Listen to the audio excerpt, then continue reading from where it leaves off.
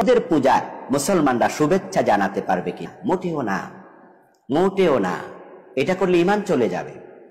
কারণ হিন্দুদের পূজা সুস্পষ্ট শিরক, এটাকে সমর্থন করলে ঈমান চলে যায়।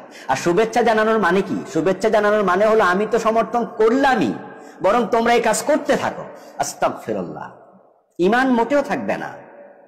এই জন্য হিন্দুদের শারদীয় দুর্গাপূজার শুভেচ্ছা, এটা কোনো মুসলিম ব্যক্তি যদি বলে ঈমানহীন হয়ে যায়। কোন মুসলমান পূজার সময় শুভেচ্ছা জানাতে পারবেন কিনা? পূজার সময় অন্য ধর্মাবলম্বীদের সাথে আমাদের সৌজন্যতার অন্য সব দিকগুলো আমরা যথাযথভাবে বজায় রাখবো, কিন্তু আগ বেড়ে তাদের পূজার উপলক্ষে শুভেচ্ছা জানানো, তাদের পুজোর কাজে সহযোগিতা করতে যাওয়া কিংবা তোরণ নির্মাণ করে তাদেরকে শুভেচ্ছা প্রকাশ করা, এগুলো অন্যায় কাজ। কেন অন্যায় কাজ? কারণ হলো তারা পুজোর মাধ্যমে শিরকে লিপ্ত হচ্ছে, যেটি আল্লাহর কাছে সবচেয়ে অপরাধ। আপনি বিশ্বাস করেন, আপনার ঈমানের প্রশ্ন এটি।